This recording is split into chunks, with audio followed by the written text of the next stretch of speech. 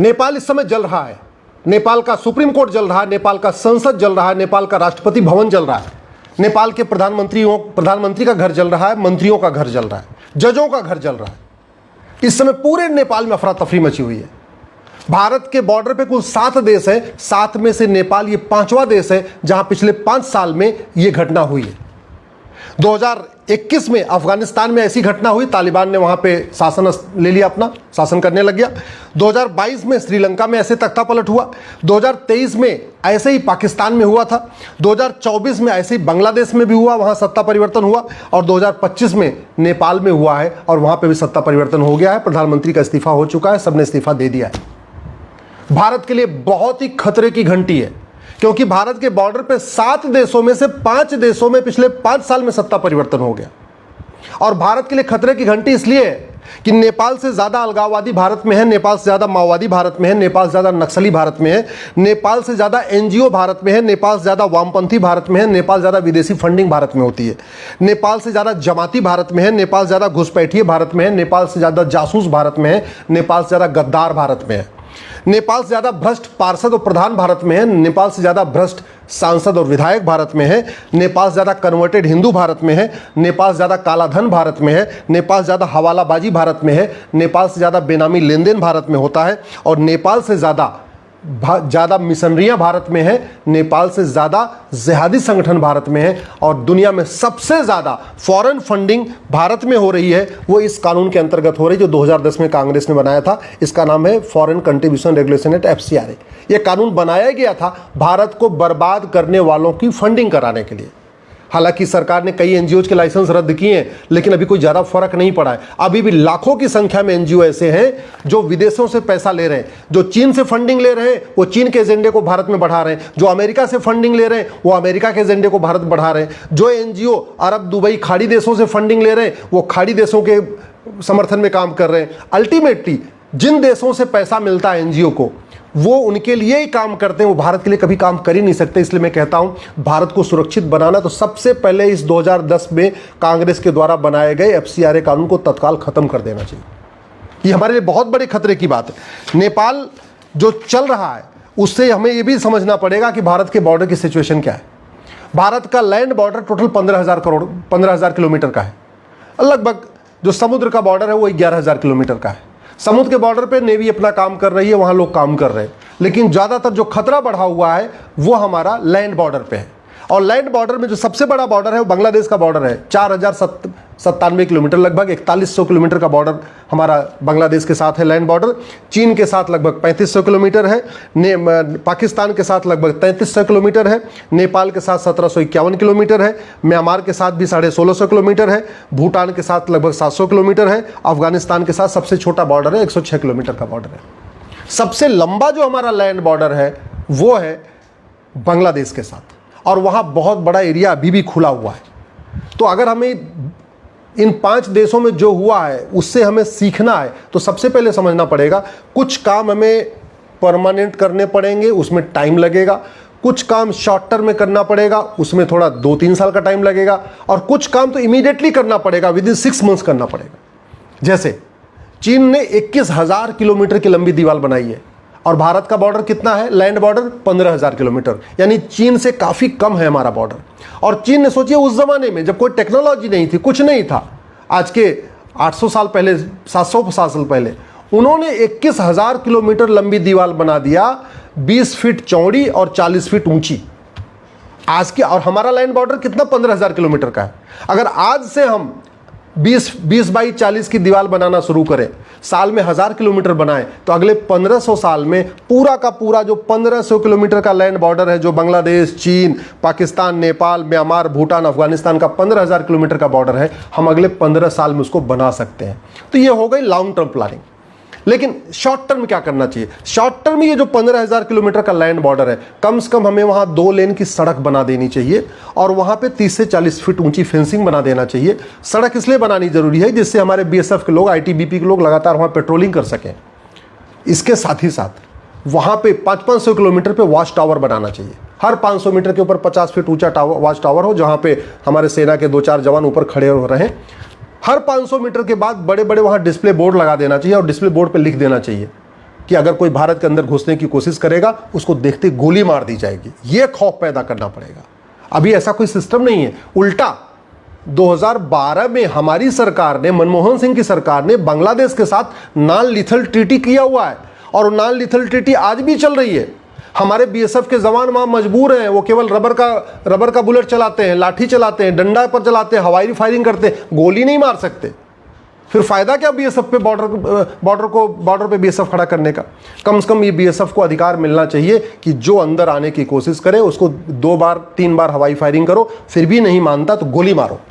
ये हमें अधिकार देना पड़ेगा। बांग्लादेश के साथ नॉन लीथल ट्रीटी खत्म करना पड़ेगा। जो हमारी फेंसिंग हो उसमें ऐसी व्यवस्था हो कि जरूरत पड़ने पे वहां स्विच दबा दे और पूरे फेंसिंग में बिजली की करंट दौड़ जाए। तो वो जो लोहे की फेंसिंग होनी चाहिए उसमें प्रॉपर बिजली का कनेक्शन भी होना चाहिए कि जरूरत पड़ने पे, हम कहते हैं पूरे के पूरे नहीं, बॉर्डर पे नहीं, लेकिन कम से कम 500 मीटर के एरिया में जहां लग रहा है हमें खतरा है 500 मीटर से लोग घुसने वाले, वहां फट से बिजली का बटन दबाएं, उस 500 की फेंसिंग में बिजली का करंट दौड़ जाए। किसी की हिम्मत नहीं अंदर आने की। इसके साथ साथ हमें अपना कानून बदलना पड़ेगा। जब तक हम कानून नहीं बदलेंगे खौफ नहीं पैदा होगा। बॉर्डर पे खौफ पैदा करने का 2 ही तरीका है। वहां जगह जगह बोर्ड लगा दिया जाए कि भैया बॉर्डर पे अगर कोई दिखाई पड़ा गोली मार देंगे, अंदर घुसने का प्रयास किया। वहां ये भी लिखा हो अगर घुस गए अंदर तो हमारा कानून ऐसा है कि साल भर के अंदर हम फांसी पे चढ़ा देंगे। तो व्यक्ति के अंदर एक खौफ रहेगा कि बॉर्डर पे मिल गए तो गोली मार देंगे, और अगर हम छिप के अंदर चले भी गए तो हमारा narco polygraph brain mapping test होगा, हमको साल भर के अंदर फांसी पे चढ़ा दिया जाएगा। ये हमें कानून बनाना पड़ेगा। जो बाहर के घुसपैठी हैं, जो अंदर आने की कोशिश करते हैं, जो उनके मददगार हैं, उनको भी वही सजा देना पड़ेगा जो बाहर से लोग आते हैं। तब जाके कानून का खौफ पैदा होगा। तो इसलिए मैंने कहा, एक तो हुआ चीन जैसी दीवार 15,000 किलोमीटर पे, उसमें लगभग 15 साल लगेगा अगर प्रति वर्ष हम 1,000 किलोमीटर लंबी दीवार बनाए तो। दूसरा जो अगले 3 साल में पूरा हो सकता है, 2 लेन की 3 लेन की सड़क, पूरे बॉर्डर पे 15,000 किलोमीटर पे रोड बना दे, वहां फेंसिंग खड़ी कर दे, आवाजाही भी रहेगी, लोग बॉर्डर पे भी जाएंगे भी, हमारे देश के लोग वहां बॉर्डर तक पहुंच भी जाएंगे, देखेंगे, अपना बॉर्डर भी देखेंगे, और साथ ही साथ सेना की आवाजाही वहां बनी रहेगी। वहां पे सीसीटीवी की व्यवस्था हो, वहां पे बिजली के करंट भी फेंसिंग में बिजली के करंट मारने की भी व्यवस्था हो, वॉच टावर भी लगा हो, जगह जगह डिस्प्ले बोर्ड भी लगा हो, हर 2 घंटे पे वहां लाउड स्पीकर से ऐलान भी किया जाए कि भारत के अंदर प्रवेश करना जघन्य अपराध है, पकड़े जाने पे गोली मार दी जाएगी और अंदर गए तो फांसी दे दी जाएगी कोर्ट के द्वारा। ये व्यवस्था करनी पड़ेगी। इसलिए जो तत्काल काम किया जा सकता है, इस बीएनएस में 5 नए चैप्टर जोड़ने की जरूरत है। बीएनएस में एक चैप्टर जोड़ना चाहिए ऑफेंस रिलेटिंग टू इन्फिल्ट्रेशन, दूसरा चैप्टर जोड़ना चाहिए ऑफेंस रिलेटिंग टू करप्शन, क्योंकि जो बाहर अंदर बैठे हुए हैं गद्दार जासूस, ये इनको पैसा आ रहा है, इस पैसे के लिए ये विदेशी एजेंडा चला रहे हैं। कोई चीन का एजेंडा चलाता है, कोई पाकिस्तान का एजेंडा चलाता है, कोई बांग्लादेश का एजेंडा चलाता है, सारे कोई ह्यूमन राइट के नाम पे एजेंडा चला रहे हैं, कोई सुप्रीम कोर्ट पहुंच जाते हैं, कोई हाई कोर्ट पहुंच जाते हैं। ये जो एजेंडाधारी हैं, चाहे वो वकील हों, चाहे एनजीओ हैं, या जो भी सामाजिक कार्यकर्ता के नाम पे खेल चल रहा है, वो तभी बंद होगा जब बाहर से फंडिंग बंद होगी। तो एक तो एफसीआरए खत्म करना पड़ेगा, और जो अंदर से ब्लैक मनी की फंडिंग हो रही है, बेनामी फंडिंग हो रही है, काला धन की फंडिंग हो रही है, हवाला की फंडिंग हो रही है, उसको भी रोकने के लिए एक दूसरा चैप्टर जोड़ना पड़ेगा, ऑफेंस रिलेटिंग टू करप्शन। तीसरा इसमें नया चैप्टर जोड़ना पड़ेगा, ऑफेंस रिलेटिंग टू कन्वर्जन। चौथा इसमें हमें नया चैप्टर जोड़ना पड़ेगा, offence relating to drug smuggling. और 5वां नया चैप्टर जोड़ना पड़ेगा, offence relating to land grabbing. अभी मैं बंगाल भी होके आया, अभी मैं कुछ दिन पहले असम में भी होके आया। घुसपैठिए आराम से बेरोक टोक अंदर घुस जा रहे हैं। अंदर आने के बाद हाईवे के किनारे, रेलवे के किनारे, सड़क के किनारे, बस अड्डे के किनारे झुग्गी बना लेते हैं। क्यों? क्योंकि भारत में जमीन पे कब्जा करना कोई जघन्य अपराध नहीं, अवैध अपराध नहीं है, कोई बहुत गंभीर अपराध नहीं। तो इसलिए 5 चैप्टर जरूरी है, offence relating to infiltration, offence relating to corruption, offence relating to conversion, offence relating to drug smuggling, offence relating to land grabbing. सबसे बड़ी बात, ये जो 5 चैप्टर है, हमें इसको राष्ट्र की सुरक्षा के लिए खतरा घोषित करना पड़ेगा। और राष्ट्र की सुरक्षा के लिए खतरा घोषित करने के लिए ज़रूरी है, हमारे पास नेशनल सिक्योरिटी एक्ट है, इसमें हम लिख दें कि ये infiltration, corruption, conversion, drug smuggling, land grabbing, ये राष्ट्र की सुरक्षा के लिए खतरा है। जो ये 5 अपराध करेगा उसके ऊपर एनएसए लगेगा। हमारे पास यूएपीए है, अनलॉफुल प्रिवेंशन एक्टिविटी एक्ट है, लेकिन इसमें कहीं लिखा नहीं कि क्या अनलॉफुल एक्टिविटी है। हमें इस कानून में बदलाव करके तत्काल ये लिखना चाहिए कि infiltration, corruption, conversion, drug smuggling, land grabbing ये अनलॉफुल एक्टिविटी है। जो ये 5 अपराध करेगा उसके ऊपर यूएपीए लगेगा। सबसे बड़ी बात ये, हमारे पास इसमें से 4 धाराएं ऐसी हैं बीएनएस की जिसको तत्काल बदलने की ज़रूरत है। इसमें एक धारा है ऑर्गेनाइज क्राइम की, सेक्शन 111। उस सेक्शन 111 को बदल के हमें लिखना पड़ेगा कि infiltration, conversion, corruption, drug smuggling, land grabbing organise crime है, जिससे कि पुलिस सेक्शन 111 लगा सके इनके खिलाफ। इसी तरीके से सेक्शन 113 है टेररिज्म पे, हमें डिक्लेयर करना पड़ेगा कि infiltration, conversion, corruption, drug smuggling, land grabbing ये एक्ट ऑफ टेररिज्म है, जिससे उनके ऊपर धारा 113 भी लगे। इसी तरीके से हमारे पास इसमें एक धारा है 147 वेजिंग वॉर, हमें इस बीएनएस में सेक्शन 147 में बदलाव करके लिखना पड़ेगा कि infiltration, conversion, corruption, drug smuggling, land grabbing ये अपने आप में इनडायरेक्ट वॉर है, वेजिंग वॉर है। और सबसे लास्ट में सेक्शन 152 है, जो हमारी संप्रभुता, एकता, अखंडता के लिए खतरा होता है। 152 है, धारा 152 है, इस धारा 152 में भी लिखना पड़ेगा infiltration, conversion, corruption, drug smuggling, land grabbing ये हमारी संप्रभुता के लिए खतरा है, एकता अखंडता के लिए खतरा है। झूठ को गंभीर अपराध घोषित करना पड़ेगा। झूठ पकड़ने के लिए नार्को पॉलीग्राफ ब्रेन मैपिंग कानून बनाना पड़ेगा। पूरे देश में एक यूनिफॉर्म सिविल कोड लागू करना पड़ेगा।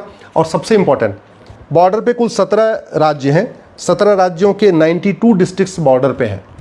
अब सरकार 17 राज्यों को तो यूनियन टेरिटरी डिक्लेयर नहीं कर सकती। हाँ, उन 17 राज्यों के जो 92 जिले हैं जो बॉर्डर पे हैं चारों तरफ भारत के, उनको सरकार अपने अंडर में ले सकती है। और भारत के संविधान का आर्टिकल 355 ये केंद्र सरकार को अधिकार देता है कि वो एक्सटर्नल एग्रेशन रोकने के लिए, इंटरनल डिस्टर्बेंस रोकने के लिए जो कदम उठाना चाहती उठाए। तो सरकार को बॉर्डर के 92 डिस्ट्रिक्ट्स तत्काल अपने कंट्रोल में ले लेना चाहिए। नहीं 92 डिस्ट्रिक्ट ले रही सरकार, तो कम से कम बॉर्डर की जो 300 तहसीलें हैं उनको ले ले। मेरा मानना है कि तहसील से ठीक नहीं रहेगा, क्योंकि एक तहसील आएगी, दूसरी तहसील किसी और में रहेगी। बेटर ये है कि जो 92 जिले हैं भारत के बॉर्डर पे, उसको केंद्र सरकार अपने अंडर में ले ले, उसको यूनियन टेरिटरी डिक्लेयर कर दे। उसकी जो डीएम हो, कलेक्टर हो, एसपी हो, कप्तान हो, सबकी रिपोर्टिंग सीधे केंद्र सरकार को होनी चाहिए, तब भारत बचेगा। इसके साथ साथ एक आपको यूनिफॉर्म पुलिस कोड लागू करना पड़ेगा, यूनिफॉर्म जुडिशियल कोड लागू करना पड़ेगा, यूनिफॉर्म एडमिनिस्ट्रेटिव कोड लागू करना पड़ेगा, यूनिफॉर्म सिटीजनशिप कोड लागू करना पड़ेगा। फर्जी जो डॉक्यूमेंट बन रहा है इसको जघन्य अपराध घोषित करना पड़ेगा। पार्षद प्रधान जो अभी आधार बनाने का उनको अधिकार मिला है कि उनकी चिट्ठी से आधार बन रहा है, इसको बंद करना पड़ेगा। कोई भी डॉक्यूमेंट तभी बनना चाहिए जब पार्षद रिकमेंड करे, विधायक उसको आगे बढ़ाए, फॉरवर्ड करे और सांसद उसकी स्वीकृति दे। पार्षद प्रधान के ऊपर विधायक, विधायक के ऊपर सांसद, ये तीनों का जब सिग्नेचर हो तब आधार बनना चाहिए, तब राशन कार्ड बनना चाहिए, तब ड्राइविंग लाइसेंस बनना चाहिए, तब बर्थ सर्टिफिकेट बनना चाहिए, तब वोटर आईडी बनना चाहिए। ये हमें करना पड़ेगा। तो कम से कम नियम कानून बदलने वाला काम अगले 6 महीने में कर लेना चाहिए, सड़क बनाने वाला काम अगले 3 साल में कर लेना चाहिए। लेकिन जो परमानेंट सोल्यूशन है वो चीन जैसी दीवार 20 बाई 40 की या 25 बाई 50, 25 फीट चौड़ी, 50 फीट ऊंची, पूरे बॉर्डर पे जो 15,000 किलोमीटर है वहाँ हमें दीवार बनानी चाहिए। बहुत बड़ा खतरा बढ़ रहा है। बॉर्डर के हमारे जो 5 देश हैं वहाँ पे ये अराजकता हो चुकी है। एक चीन बचा हुआ, एक भारत बचा हुआ है, भूटान बचा हुआ है। ये हमारे लिए बहुत बड़ा ये चिंता का विषय है, इसलिए तत्काल नियम कानूनों को बदलना चाहिए।